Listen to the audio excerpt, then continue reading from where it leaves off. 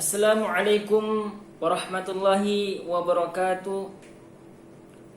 Innal hamdalillah nahmaduhu wa nasta'inuhu wa nastaghfiruh wa na'udzu billahi min sururi anfusina wa min sayyiati a'malina. May yahdihillahu fala mudilla lahu wa may yudlil fala hadiya lahu. Asyhadu an la ilaha illallah wa asyhadu anna Muhammadan 'abduhu wa rasuluh alladzi la nabiyya ba'dah. Qala Allah Ta'ala fi kitabil karim, a'udzu billahi minasy syaithanir rajim. Ya ayyuhalladzina amanu taqullaha haqqa tuqatih wa la tamutunna illa wa antum muslimun. Shadaqallahul azim. Rabbi shrah li sadri wa yassir li amri wahlul 'uqdatam min lisani yafqahu qawli. Subhanaka la 'ilma lana illa ma 'allamtana innaka antal 'alimul hakim. Ma'asyiral muslimin, jamaah yang Allah muliakan, yang Allah sayangi. Di sini Al-Fakir ingin bertausiah sedikit, tidak banyak-banyak. Al-Fakir akan mengangkat tema atau judul ampunan Allah Subhanahu wa taala seluas langit dan bumi. Ma'asyiral muslimin yang Allah muliakan, marilah kita sama-sama bersyukur atas nikmat yang penuh banyak yang Allah berikan kepada kita, yang Allah titipkan kepada kita sampai hari ini juga, yang Allah amanahkan kepada kita, yang Allah berikan. Allah tidak ingin meminta balasan kepada kita oleh apa yang Allah berikan kepada kita. Ma'asyiral muslimin yang Allah muliakan, salawat dan salam marilah kita hadiahkan kepada Nabi Allah sallallahu alaihi wasallam yang sampai saat ini hingga detik ini kita dinanti-nantikan oleh kehadiran beliau di yaumil mahsyar kelak, di yaumil akhir. Kita berharap oleh Allah Subhanahu wa taala, kita menginginkan kita dipertemukan di surganya Allah Subhanahu wa taala, di surga firdausnya Allah kelak. Amin ya rabbal alamin. Ma'asyiral muslimin yang Allah muliakan, ketika hidup kita mulai terasa tidak bermakna, ketika diri kita tidak bermanfaat untuk orang banyak, jangankan untuk orang banyak, diri kita sendiri tidak ada timbal baliknya oleh diri kita. Artinya apa? Ketika kita sudah mulai merasa diri kita tidak bermanfaat untuk orang lain, bagaimana untuk diri kita sendiri? Jamaah yang Allah muliakan, ketika kita setiap hari kita menjalani hari-hari penuh dengan maksiat, ketika kita mendengarkan lantunan azan dari masjid, Allahu Akbar, Allahu Akbar, nanti dulu, saya masih kerja, muadzin panggil, hayya 'alas shalah, nanti saya masih sibuk. Jamaah sekalian, ketika kita dipanggil oleh bupati, ketika kita dipanggil oleh gubernur, ketika kita diundang oleh presiden untuk diundang ke istana presiden, kita pasti menggunakan baju yang sangat berwibawa, menggunakan pakaian yang sangat bagus. Ketika kita diundang oleh presiden jam 7.00, kita jam 5 sudah menunggu di ruangan presiden. Bayangin jamaah sekalian, ini Allah yang memanggil diri kita untuk sholat. Sholat berapa lama sih? Cuma 5 menit sholat. Ini bayangkan ketika kita dipanggil oleh presiden, kita dipanggil jam 7, jam 5 kita sudah sampai. Wahai jamaah sekalian, perlu kita ketahui bahwa di atas presiden tidak ada kecuali Allah Subhanahu wa taala. La haula wala quwata illa billah. Ma'asyiral muslimin yang Allah muliakan. Kalau panggilan Allah Subhanahu wa taala ketika muadzin telah mengumandangkan azannya yang sangat merdu, tetapi hati kita tidak tergerak untuk melaksanakan sholat,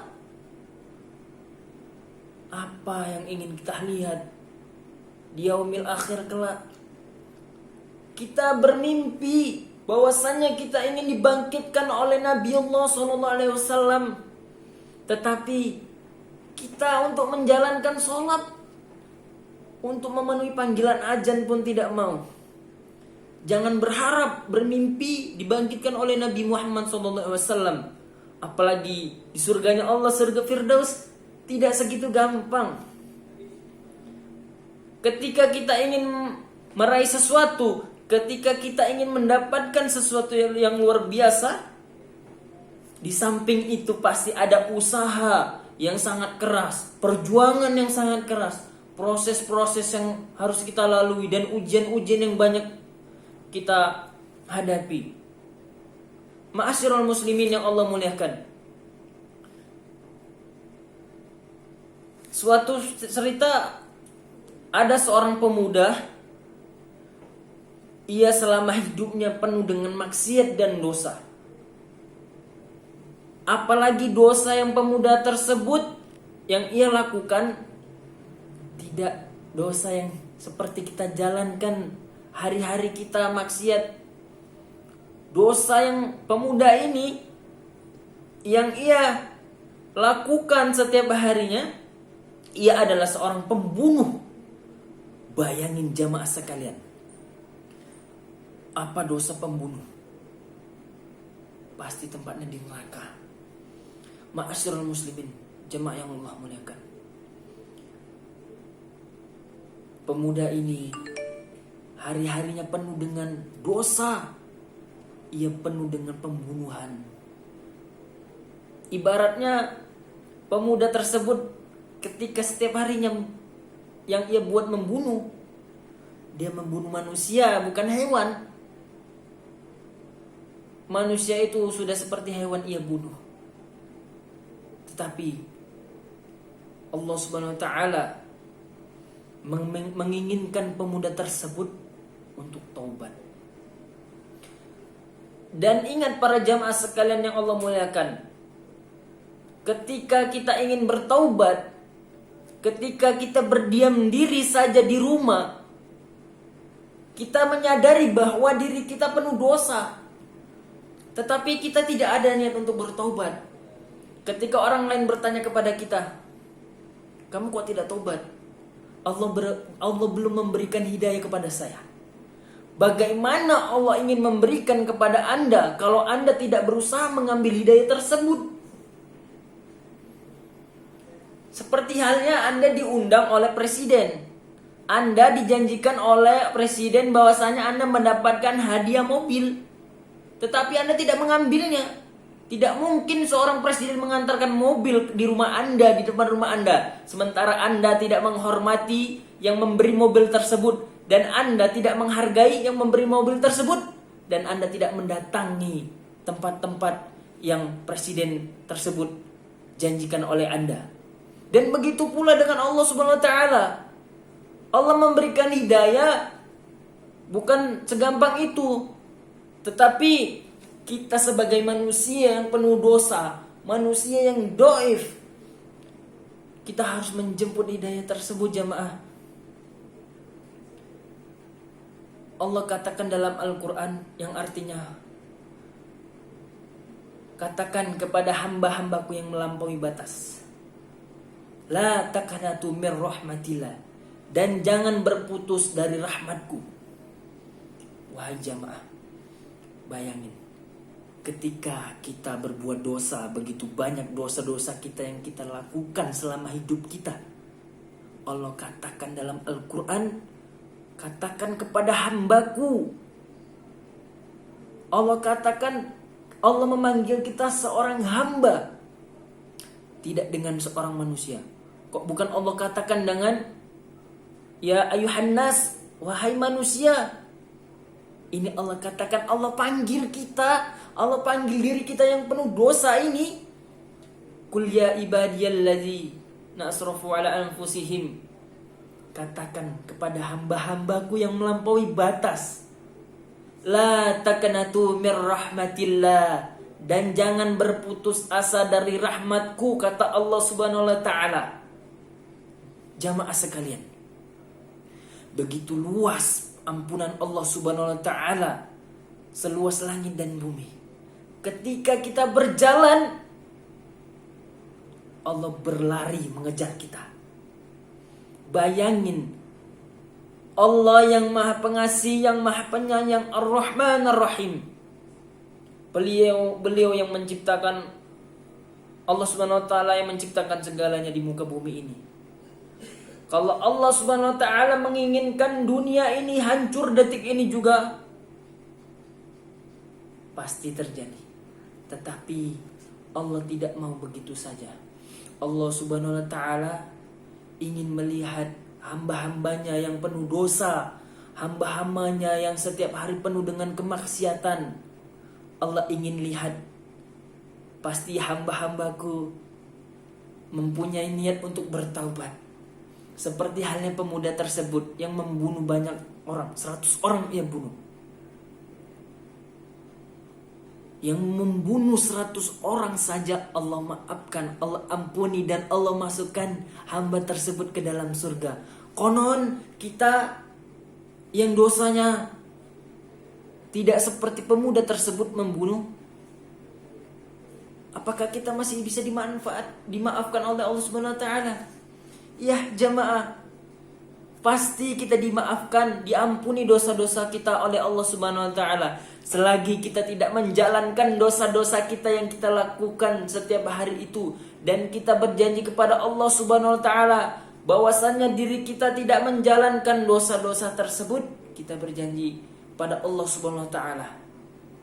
Detik ini juga, hari ini juga, marilah dekatkan diri kita kepada Allah Subhanahu wa taala. Kening kita ini yang sudah lama tidak bersujud di hadapan Allah Subhanahu wa taala, marilah kita dekatkan diri kita ini yang penuh dosa jamaah. Kita dekatkan oleh Allah Subhanahu wa taala.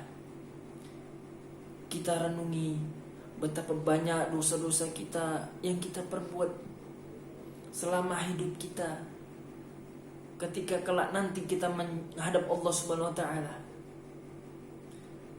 kita akan diminta pertanggungjawaban oleh Allah Subhanahu wa taala.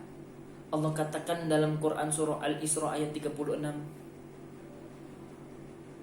"Wala takhfu ma laysa laka bihi 'ilm, inna sam'a wal basar wal fuad kullu ulaika kana anhu mas'ula." Dan janganlah kita mengikuti sesuatu yang tidak kita ketahui. Sesungguhnya pendengaran, penglihatan, dan hati nurani kita diminta pertanggungjawaban oleh Allah Subhanahu wa taala. Jamaah sekalian, jamaah yang Allah muliakan, mungkin ini saja tausiah dari Al-Fakir.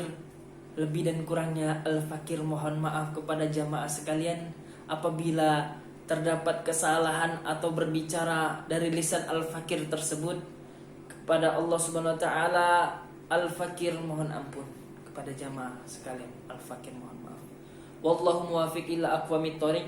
Assalamualaikum warahmatullahi wabarakatuh.